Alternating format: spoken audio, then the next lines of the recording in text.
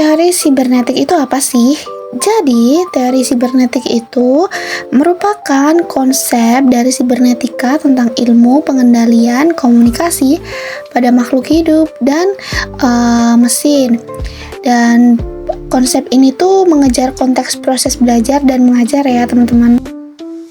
Nah, teori sibernetik ini mencangkup input, proses, output, ataupun feedback, dan ini contohnya.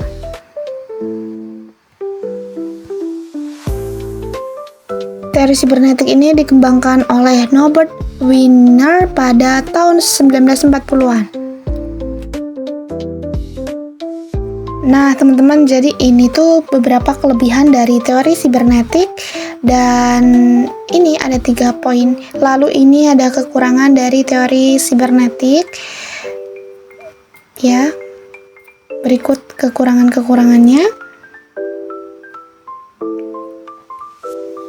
Teori Landa mengacu pada teori pembelajaran yang dikembangkan oleh Louis A. Landa yang mengadaptasi konsep-konsep dari teori algoritmik dan teori instruksional.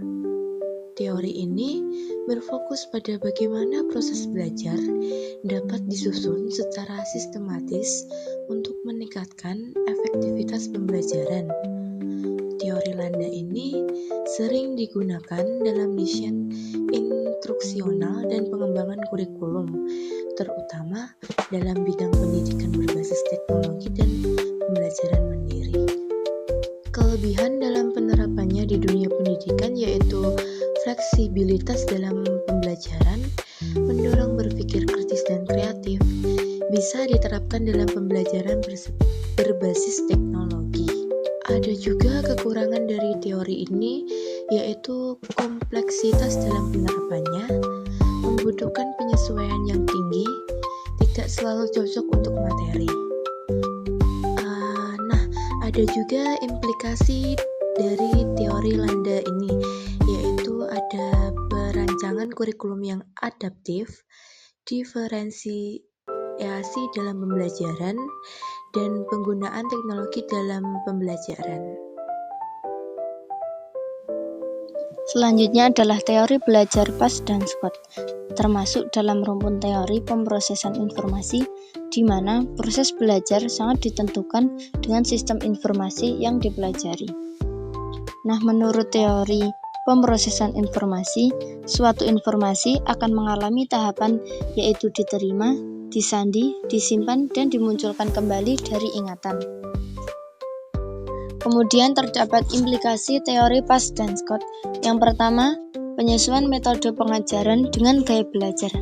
Di sini, guru menyajikan materi dengan urutan yang jelas, memberikan gambaran umum seperti diagram atau peta konsep.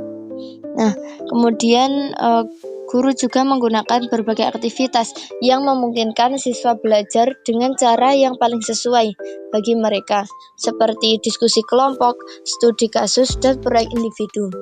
Nah, yang kedua, penggunaan pendekatan konversasional dalam pembelajaran. Ini menggunakan pertanyaan terbuka yang mendorong siswa untuk berpikir kritis dan menjelaskan pemahaman mereka.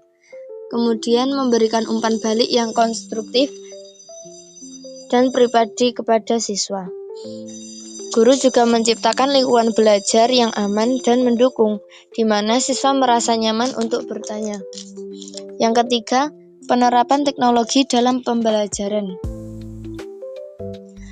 yaitu memanfaatkan platform pembelajaran online yang memungkinkan siswa mengakses materi pelajaran, kemudian berkolaborasi dengan teman sebaya, dan menerima umpan balik dari guru kapan saja dan di mana saja.